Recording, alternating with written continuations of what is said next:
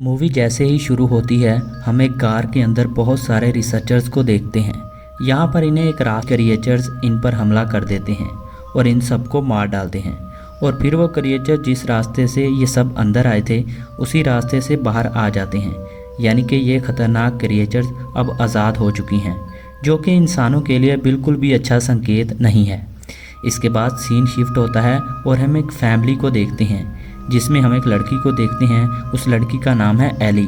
ये लड़की सुन नहीं सकती। ये सब फैमिली मेंबर डिनर करते हुए टीवी पर न्यूज़ देखते हैं कि कुछ क्रिएचर्स ने इंसानों पर हमला करके उन्हें ख़त्म कर दिया है और ये सब क्रिएचर्स बिल्कुल परिंदों की तरह आसमानों में उड़ते हैं।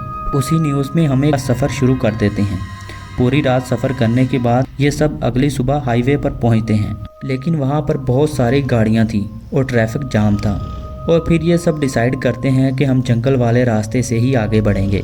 जंगल के रास्ते से आगे बढ़ते हुए इनकी गाड़ी के सामने बहुत सारे हिरन आ जाते हैं, जिससे इनकी गाड़ी क्रैश हो जाती है। और फिर इनको बचाने के लिए इनका हमसाया बहुत सारी गोलियां चलाता है, जिससे सारे क्रिएचर उस पर हमला कर देते हैं कि अगर इन्हें अपनी जान बचानी है तो इस डॉग को गाड़ी से नीचे उतारना ही होगा।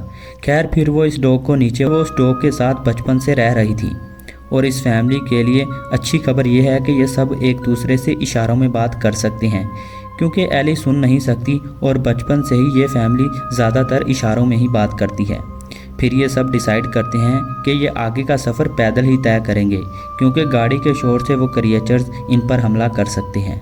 खैर ये सब अपना सफ़र जंगल में पैदल ही शुरू कर देते हैं। पूरा दिन सफ़र करके ये रात को एक घर तक पहुंच जाते हैं, जिसके बाहर चारों तरफ एक डिफेंस टाइप वाल लगाई हुई थी। ये सब उन क्रिएचर से बचने के लिए। वहाँ से एक बूढ़ी औरत गन लेकर बाहर आती है और वो इन सबको दूर रहने का क्या करके उसे मार डालते हैं। एली के डैड फैसला करते हैं कि अब वो इसी घर में रहेंगे। खैर फिर ये सब एक पाइप से होते हुए अंदर जाने लगते हैं, लेकिन तभी एली के भाई के सामने एक सांप आ जाता है और जो मौत भी हो सकती है। खैर फिर अगली सुबह एली अपने डैड के साथ एंटीबायोटिक की खोज में निकलती है। वो देखते हैं कि सड़कों पर गाड़ियां तो खड़ी हैं, लेकिन दूर दूर तक किसी भी इंसान का नामो निशान नहीं है। एली और उसके डैड एक मेडिकल स्टोर में जाते हैं, जहां उन्हें बहुत सारी डेड बॉडीज दिखाई देती हैं। एली वहां एक लाश को देखती है, जिसके अंदर वो क्रिएचर्स अंडे दे रहे थे। दरअसल ये क्रिएचर मरे हुए शख्स की बॉडी में अंडे देते हैं और जल्द ही उनकी संख्या बहुत बढ़ जाती है। ये सब देखकर एली इतना ज़्यादा डर जाती है कि वो रहते थे और इसलिए इनकी आंखें कभी डेवलप ही नहीं हुई और बस यही इनकी कमज़ोरी है। बाहर एली और उसके डैड को एक शख्स मिलता है, जो कि लिखकर इनसे कहता है कि तुम लोग हमारे ग्रुप को ज्वाइन कर लो।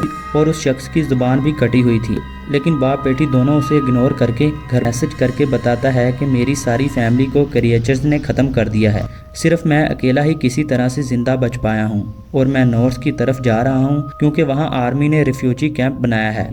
एली को मालूम पड़ता है कि ये क्रिएचर्स ठंड में सर्वाइव नहीं कर सकते और नॉर्थ की तरफ काफ़ी ज़्यादा ठंड है।